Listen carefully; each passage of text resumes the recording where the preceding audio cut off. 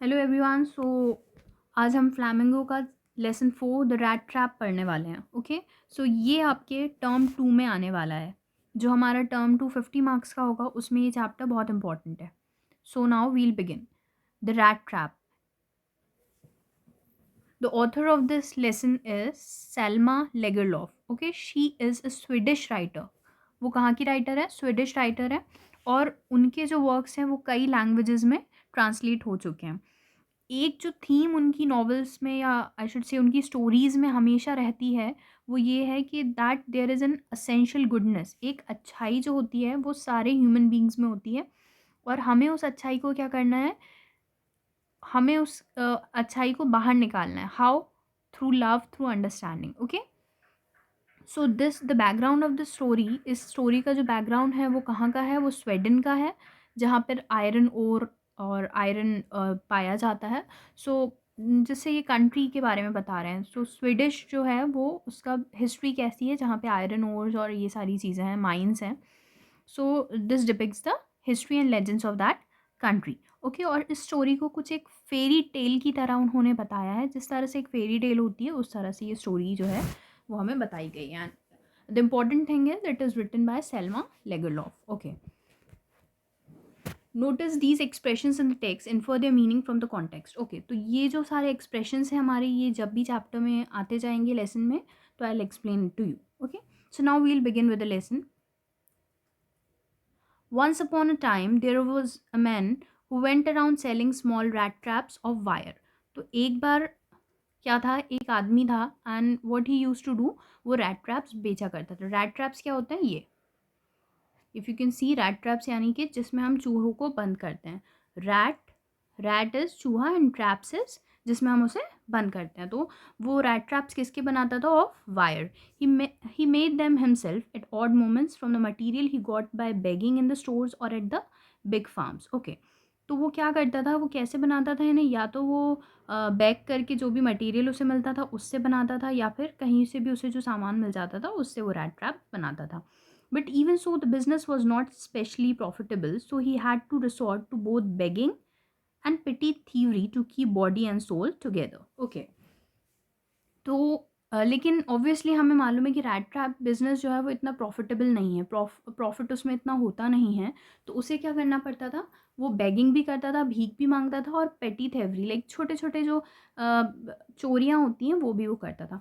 This is important to keep body and soul together. इसका मतलब क्या है कि बॉडी एंड सोल को टुगेदर रखने का मतलब क्या है कि टू स्टे अलाइव, यानी कि ज़िंदा रहने के लिए वो ये चीज़ करता था। To manage, to keep alive, to survive. ठीक है, सो दिस ये यहाँ पे था की body and soul together. So here it is the meaning that to remain alive. Even so, his clothes were in rags, his cheeks were sunken, and hunger gleamed in his eyes. Okay, तो यहाँ पे हमारा second phrase आता है, hunger gleamed in his eyes। तो उसके जो कपड़े थे वो भी ऑब्वियसली सब फटे हुए, और उसकी चीज़ sunken, like he was not very healthy. And hunger gleamed in his eyes का मतलब ये है कि उसके फेस से रिवील होता था, once face and eyes reveal कि वो पर्सन क्या है, वो हंग्री है, वो भूखा है। ठीक है, no one can imagine how sad and monotonous life can appear to such a vagabond. तो वो उसके लिए लाइफ जो थी बहुत ही मोनोटोनस सी थी, बहुत ही सैड लाइफ थी उसकी। और vagabond, like he was a vagabond. Vagabond कौन होता है? जो एक जगह से दूसरी जगह घूमता रहता है। Okay, who plods along the road.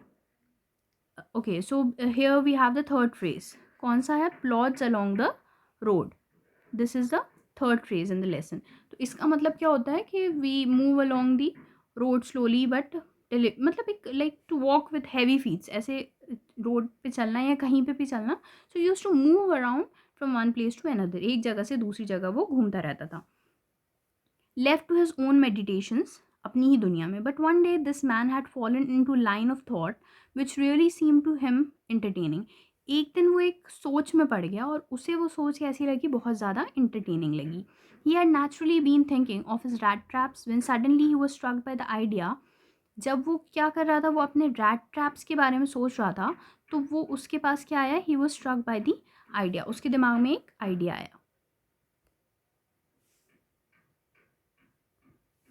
Okay, what was that idea? That world about him, the whole world with its land and seas, its cities and villages was nothing but a rat trap. तो उसके दिमाग में क्या idea आया कि पूरा world क्या है, is nothing but a rat trap.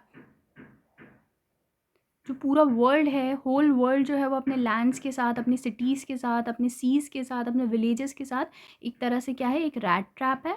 कैसे? और उसमें सारी चीज़ें क्या हैं, अंदर हैं. It had never existed for any other purpose than to set baits for people. Okay, so what this baits का मतलब क्या होता है? जैसे हम अगर फ़िश पकड़ने के लिए व्हाट वी गिव, हम वो लाइक दैट, उस डंडी में हम उसे कुछ देते हैं और फिर हम क्या करते हैं, उसे पानी में डालते हैं और उसे, ताकि वो फ़िश हमारे खाने से लालच में आके और वो ऊपर हमारे पास आ जाए. तो ये क्या बोल रहे हैं कि इसका कोई कोई और पर्पस नहीं है, इस रैट ट्रैप का कोई पर्पस नहीं है, मगर क्या पर्पस है कि ये लोगों के लिए बेट्स जो है वो सेट करे, यानी कि लोगों को इस तरह की लालच दे. It offered riches and joys, shelter and food. Okay, तो वो हमें क्या देती है, खुशियाँ देता है, shelter and food it gives, heat and clothing it gives, exactly as the rat trap offered cheese and pork, and as soon as anyone let himself be tempted to touch the bait, it closed on in on him, and then everything came to an end. Okay, so क्या बोल रहे हैं वो कि जैसे एक अगर rat होता है, okay, there is a rat, और वो रैट को क्या मिलता है, वो जब रैट ट्रैप देखता है तो उस रैट ट्रैप के अंदर क्या होता है, पीसेस ऑफ चीज़ या पॉक रहता है उसमें. Okay, pork is meat. तो वो रैट जब वो उस पॉक को देखता है या उस चीज़ को देखता है तो वो उसकी तरफ जाता है, और जैसे ही उसकी तरफ जाता है वो उसके अंदर बंद हो जाता है. तो इन द सिमिलर वे वो क्या बोल रहे हैं, दैट होल वर्ल्ड, पूरी दुनिया क्या है, एक रैट ट्रैप है. यहाँ पर हमारे पास इस वर्ल्ड में क्या है, we have a house, we have a shelter, we have food, good things to eat, we have clothing, we have everything. Okay, हमारे पास सब कुछ है. तो जब एक मैन है और वो जब वो यहाँ पर आ रहा है तो वो इसमें जब एंटर होगा तो he'll be trapped in it. Okay, the world had of course never been very kind to him. Okay, तो जैसा कि हमें मालूम है कि वो एक वेगाबॉन्ड था, वो ही was not a very rich person, ऐसी था, वो गरीब सा था, बेगर था. तो उसकी लाइफ जो है उसके साथ कभी अच्छी नहीं रही. So it gave him unwanted joy to think ill of it in this way. It became a cherish pastime of his during many ready plottings to think of people he knew who had let him themselves be caught in the dangerous snare, and of others who were still circling around the bait. तो वो क्या सोचता रहता था कि like वो यही सोचता रहता था. here another phrase we have, unwanted joy, it means that unusual pleasure or happiness. okay, तो वो क्या सोचता रहता था कि लोगों के बारे में सोचता था कि वो कैसे लोग हैं, वो किस तरह से इस दुनिया में फंसे और फिर उनके साथ क्या हुआ. One dark evening, as he was trudging along the road, he caught sight of a little grey cottage by the roadside, and he knocked on the door to ask shelter for the night. तो एक रात क्या हुआ, when he was like going somewhere, तो उसे एक छोटा सा कॉटेज दिखा, और वो उस कॉटेज में उसने सोचा मैं नॉक करूं और अंदर आज रात के लिए शेल्टर मांगूं. Nor was he refused. Instead of the sour faces which ordinarily met him, the owner, who was an old man without wife or child, was happy to get someone to talk to his loneliness. Immediately he put the porridge pot on the fire and gave him supper. Okay, so what happened now, जब उसने वहाँ पे knock किया तो वो जो वहाँ पर दैट ओल्ड मैन थे एक वहाँ पे, तो व्हाट ही डिड, उन्होंने रिफ्यूज़ नहीं किया और उन्होंने उन्होंने इसको रैट ट्रैपर को अंदर बुला लिया. और उन्हें, because he was a lonely person, जो ओल्ड मैन था वो एक अकेला इंसान था, तो उसे ऐसा लगा कि there is someone to talk with me. उसे लगा कि मेरे साथ कोई बात करने के लिए आ गया, और वो बहुत खुश हो गया. उसने क्या करा, he put porridge, porridge is something to eat, है ना. तो पॉरेज उसने जल्दी से फायर पे रखा और उसने उसे खाना दिया. He gave him supper. Then he carved off such a big slice from his tobacco roll that it was enough both for the stranger's pipe and his own, and they smoked that tobacco. Finally he got out an old pack of cards and played Majolis with its guest until bedtime. Okay, फिर उन्होंने एक old pack of cards निकाला और उसके बाद उन्होंने एक game खेला. The old man was just as generous with his confidences as with his porridge and tobacco. So the old man was very much confident. The guest was informed at once that in his days of prosperity, his host had been a crofter at Ramsjo Ironwork. Okay, तो बातों बातों में उन्हें क्या पता चला, that ये जो होस्ट है इनका, ये जो ओल्ड मैन है, he was once a crofter at Ramsjo Ironworks. So he was once a worker at iron works, Ram जो एक आयरन वर्क था जहाँ पर वो एक वर्कर था, and had worked on the land. Now that he was no longer able to do in day labour, it was his cow which supported him. अब वो वहाँ पे काम नहीं करता, but what he did to earn, उसकी cows हैं। Yes, that bossy was extraordinary. She could give milk for the creamery every day, and last month he had received all of 30 kronor in payment. Okay. तो पहले वो राम जो iron work पे काम करता था, बट अब क्या करता है वो, he he he takes care of cows. Okay. और उसे ये भी पता चला कि काउस से उसे क्या हुआ है, लास्ट ही मंथ उसे काउस से कितना फ़ायदा हुआ है, he got 30 kronor। 30 kronor is Sweden का जो है मनी है, उसको हम बोलते हैं क्रोनॉर, ठीक है। So it is divided into 100, और में वो डिवाइडेड रहता है। So just you have to remember is it is a Sweden currency. तो उसे क्या मिला था, 30 kronor मिले थे। The stranger must have seemed incredulous, for the old man got up and went to the window, took down a leather pouch which hung on a nail in the very window frame and picked out 3 wrinkled 10 kronor bills. Okay. तो उसके पास थे 30 kronors, but what he did, वो आए, old man जो थे वो उठे वहाँ से, और उनकी विंडो पे एक लेदर का पाउच था, और उसमें से उन्होंने 10 kronor बिल्स निकाले। These he held up before the eyes of the guest, नॉटिंगली knowingly, and then stuff them back in to the pouch. तो बस उन्होंने उसे दिखाए कि that I have this much money, और फिर वापस उन्होंने वो पाउच में रख दिए। Okay. The next day both men got up in good season. The crofter was in a hurry to milk his cow, and the other man probably thought that he should not stay in bed when the head of the house has gotten up. Okay. So crofter जो था वो थोड़ी जल्दी में था, उसे जल्दी से जाना था कहीं पर, ऑब्वियसली मिल्क जो दूध था गाय का उसे निकालने जाना था। और this person, this rat trapper, उसे ऐसा लगा कि उसे इतनी देर तक सोना नहीं चाहिए, क्योंकि घर का जो हेड है, जो मुख्य है, वो उठ चुका है। They left the cottage at the same time, तो दोनों घर से साथ साथ निकल गए। The crofter lock the door and put the key in his pocket. The man with the rat trap said good bye and thank you, and thereupon each went his own way. Okay. तो crofter ने lock किया door, और दोनों ही वहाँ से चले गए, और the rat trapper thanked him. But half an hour later the rat trap peddler stood again before the door. मगर आधे घंटे के बाद, हाफ एन आवर के बाद, रैट ट्रैपर जो है वो वापस वहाँ पे डोर पे आ गया। He did not try to get in, however he only went up to the window. Okay, so it is simple. जब ओल्ड मैन ने उसको क्रोनॉर्स दिखा दिए थे, उसको मनी दिखा दिया था, तो what he did, he simply went to the window. वो विंडो पे गया, वहाँ पे जो पाउच वहाँ पे था, और उसने उस पाउच को उठाया, and he and got hold of the pouch with the 30 kronor. He took the money and thrust it into his own pocket. Then he hung the leather pouch very carefully back in its place and went away.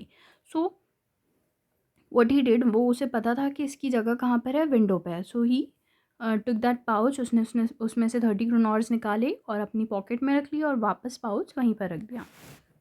As he walked along with the money in his pocket, he felt quite pleased with his smartness. He realized, of course, that at first he dared not continue on the public highway, but must turn off the road into the woods. Okay, so what is woods? Woods is forest. Okay, तो पहले उसने सोचा, वो बड़ा खुश हो रहा था कि बड़ा मैं स्मार्ट हूँ, और धीरे धीरे उसे समझ में आया कि मुझे हाईवे से नहीं जाना चाहिए, और मुझे कहाँ से जाना चाहिए, I should go in to the woods, forest से मुझे जाना चाहिए। During the first hours this caused him no difficulty. Later in the day, it became worse, okay? For it was a big and confusing forest which he had gotten into. पहले तो उसे कोई परेशानी हुई नहीं हुई, धीरे धीरे उसे समझ में आया कि मैं गलत जगह एंटर कर गया हूँ। क्यों? क्योंकि फॉरेस्ट जो है वो बहुत ही बड़ा और बहुत ही कन्फ्यूजिंग था। He tried to be sure to walk in a definite direction, but the पास्ट twisted back and forth so strangely. Okay, तो उसे क्या लगा कि वो चलता ही जा रहा था, और उसे ऐसा लग रहा था कि पाथ जो है वो ट्विस्ट होते जा रहे हैं, मतलब वो वापस वहीं वहीं पे आ रहा है। He walked and walked without coming to the end of the wood, and finally he realized that he had only been walking around in the same part of the forest. धीरे धीरे उसे समझ में आया कि वो फॉरेस्ट के उसी ही पार्ट में चलता जा रहा है। All at once he recalled his thoughts about the world and the rat trap. Now his own turn had come. Okay. अब उसने जो इतने दिन से जो उसके थॉट्स आ रहे थे कि the whole world is a rat trap, और कोई भी जो है इंसान उसके अंदर आ जाए तो निकल नहीं सकता, तो द सेम थॉट उसके दिमाग में आए कि now he himself is in a red trap. वो यहाँ से यहाँ जा रहा था, देन यहाँ से यहाँ, so he was just in this forest only. यहीं पे वो, उसे लग रहा था कि जो रैट ट्रैप में घूमने की बात वो सोच रहा था वो उसके साथ खुद हो गई है। He had let himself be fooled by a bait and had been caught. उसे यह लगा कि वो उसने जो 30 लिए और वहाँ से निकला, that was a bait. Bait I told you is लालच। ओके, तो उसे क्या लगा कि वो लालच की वजह से और वो यहाँ पे फंस गया। The whole forest with its trunks and branches, it thickets and fallen logs closed upon him like an impenetrable prison from which he could never escape. तो उसे क्या लग रहा था कि ये एक प्रिजन है। ये क्या है, फॉरेस्ट एक तरह से क्या है, एक जेल है। और वो कैसी जेल है, it is an in impenetrable, like जिसमें से आप पेनिट्रेट भी नहीं कर सकते, you can not even look beyond this. Okay, तो ही वॉज थिंकिंग कि वो यहाँ से अब एस्केप भी कभी नहीं कर सकता, मतलब यहाँ से कभी वो बाहर नहीं निकल सकता, उसे ऐसा लग रहा था। It was late in December, darkness was already descending over the forest. This increased the danger and increased also his gloom and despair. तो obviously दिसंबर की रात थी, अंधेरा हो रहा था, तो उसे लग रहा था कि वो बहुत ज़्यादा डेंजर में। Finally saw no way out and he sank down on the ground tired to death. और उसे लगा बाद में कि वो ज़मीन पे गिर गया, उसे कोई जगह नहीं मिली कि मैं कहाँ से निकलूँ, कहाँ जाऊँ, और वो बिल्कुल जैसे मरने के करीब हो गया। Thinking that his last moment had come, but just as he laid his head on the ground, he heard a sound, a hard, regular thumping. Okay, now what happened? जैसे ही वो ज़मीन पे गिरा, जैसे ही वो ज़मीन पे लेटा, तो उसे कुछ आवाज़ आई। He heard some sound of thumping, like ऐसे ऐसे, what should I say, like a sound like this. He heard a sound like this. So there was no doubt as to what was. तो उसे um, समझ में आ गया कि क्या है वो। He raised himself, those are the hammer strokes from an iron mill. Obviously तो वो किसकी आवाज़ थी, एक हैमर की आवाज़ थी। एक हथौड़ा जो था वो किसी कहीं मारा जा रहा था आयरन मिल में। Okay, iron mill, you understand, लोहे का जो सब काम होता है वहाँ पे। They must be people near by. He summoned all his strength, got up and staggered in the direction of the sound. वो अपनी वो उठा वहाँ से, उसने बहुत हिम्मत करी, हिम्मत करके वो उठा और वो वहाँ पे उस डायरेक्शन में गया जहाँ से आवाज़ आ रही थी। The Ramsjo iron works. Okay, हमने पढ़ा था कि क्रॉफ्टर कहाँ काम करता था, रामजो आयरन वर्क में, तो उससे समझ में आया। Which are now close down, were not so long ago a large plant which smelter, rolling mill and forge. In the summertime, long lines of heavily loaded barges and scows slid down the canal, which led to a large inland lake, and in the wintertime, the roads near the mill were black from all the coal dust which sifted down from the big charcoal crates. Okay, so now अब वो रामजो iron work जो है, it is now like it was a large plant, है ना, पहले बहुत बड़ा।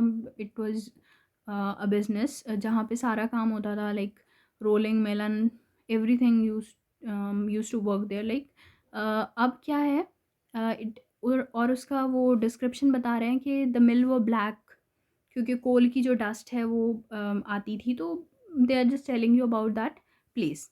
During one of the long dark evenings just before Christmas, the master smith and his helper sat in the dark forge near the furnace waiting for the pig iron which had been put in the fire to be ready to put on the anvil. Every now and then, one of them got up to stir the glowing mass with a long iron bar, returning in a few moments, dripping with perspiration. Though, as was the custom, he wore nothing but a long shirt and a pair of wooden shoes. Okay, सो यहाँ पे जो master थे, जो master Smith थे, he was, और उनके helper थे जो थे वो साथ बैठे हुए थे, and they were doing something there. और he was, what he was wearing a long shirt with wooden shoes.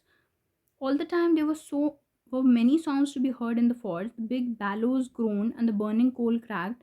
तो वहाँ पे बहुत सारी साउंड्स आ रही थी, आवाज़ें आ रही थी. Fire boy shovel charcoal in the maw of the furnace with a great deal of clatter. और वो जो चारकोल उसमें डाला जा रहा था फर्नेस में, फर्नेस यू अंडरस्टैंड, जो आग जल रही थी फर्नेस में, जो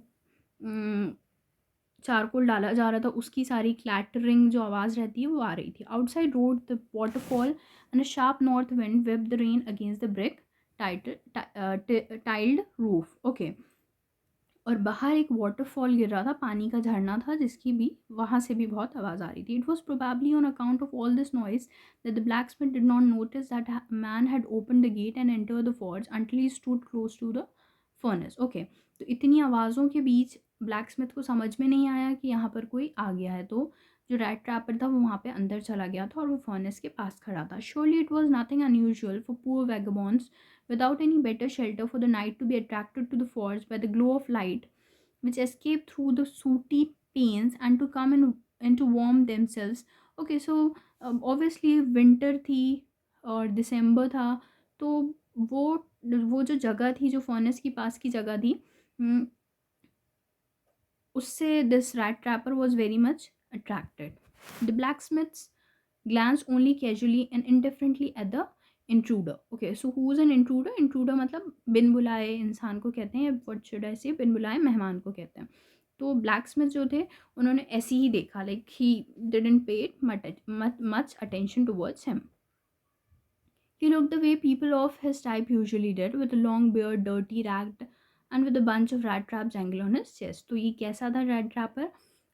He had a long beard, dirty, फटे कपड़े, ragged, like with a bunch of red traps, और obviously उसके chest पे या लटक रहे थे दो red traps. He asked permission to stay, and the master blacksmith nodded a haughty consent without honoring him with a single word. Okay, so जो master black Smith थे उन्होंने इसने परमिशन ली रैट ट्रैपर ने कि मैं यहाँ रुक सकता हूँ.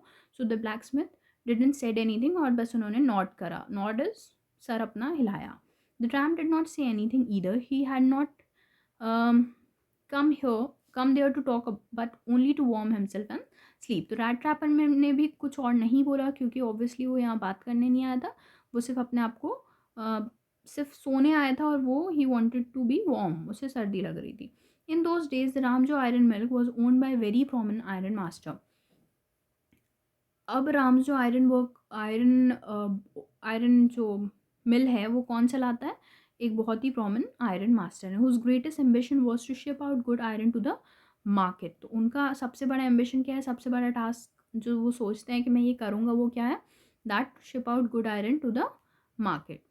He watched both night and day to see that the work was done as well as possible. And at this very moment, he came into the forge on one of his nightly rounds of inspection. तो वो अभी एक अपने जो रात में वो inspection करते हैं वो उसके लिए आए हुए हैं. कौन? The iron master. Naturally, the first thing he saw was the tall ragamuffin who had eased his way so close to the furnace that steam rose from his wet rags. The ironmaster did not follow the example of the blacksmiths who had hardly deigned to look at the stranger. Okay, सबसे पहले उनकी नज़र किस पे पड़ती है? वो rat trapper पे. तो he was not like the blacksmith. Blacksmith ने उस पर ध्यान ही नहीं दिया था और उसको बोल दिया था कि तुम यहाँ रुक सकते हो. तो आयरन मास्टर जो थे उन्होंने उसे देखा और उन्होंने उसे इग्नोर नहीं किया. He walked close up to him, looked him over very carefully, then tore off his slouch hat to get a better view of his face. Okay, तो उसके पास गए, बहुत केयरफुली उसको देखा और उन्होंने अपना हैट हटाया और फिर से उसे देखा. But of course it is you Nils Olof, he said, how you do look. Okay, तो उन्हें लगा, व्हाट ही थॉट, कि ये निल्स एलोफ है. Okay, so just remember this name, Nils Elof.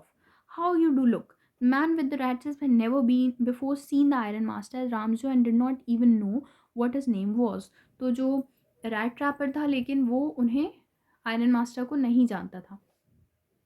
But it occurred to him that if the fine gentleman thought he was an old acquaintance, he might perhaps throw him a couple of kroner. Therefore, he did not want to undeceive him all at once. Okay, so ये rat trapper जो था बहुत ही I should say cunning था. इसने क्या सोचा कि अगर मुझे ये जो आयरन मास्टर है ये मुझे निल्स ओलॉफ समझ रहा है, कोई अपना ओल्ड एक्विंटेंस समझ रहा है, कोई मुझे अपना पुराना जानने वाला समझ रहा है, तो मैं इसको नहीं बताता कि मैं एक रैट ट्रैपर हूँ, मैं निल्स ओलॉफ नहीं हूँ. क्यों नहीं बताता? क्योंकि अगर ये इसे बता देता तो ऑब्वियसली ये इसको कुछ भी नहीं देता. तो ये सोच रहा था कि अगर मैं इसको नहीं बताता हूँ तो हो सकता है ये मुझे कुछ क्रोनॉर्स दे दे, कुछ पैसे दे दे. Yes, God knows things have gone downhill with me. Okay, so rat trapper ने क्या बोला कि हाँ, गॉड को पता है कि things have gone downhill with me.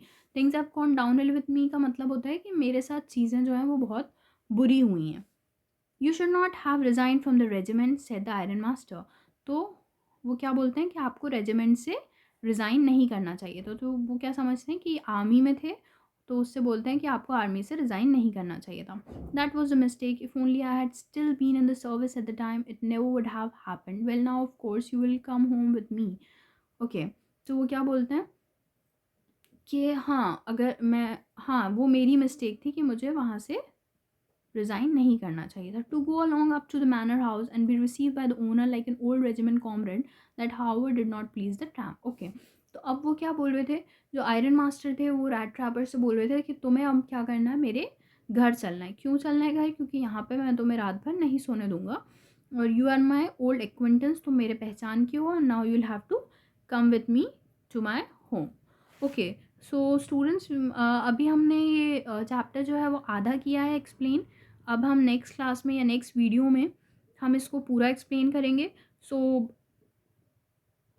So it's good for you कि आप हमारे साथ बने रहें और नेक्स्ट वीडियो, इसका नेक्स्ट पार्ट जो है वो ज़रूर देखें। So that's it for today, thank you.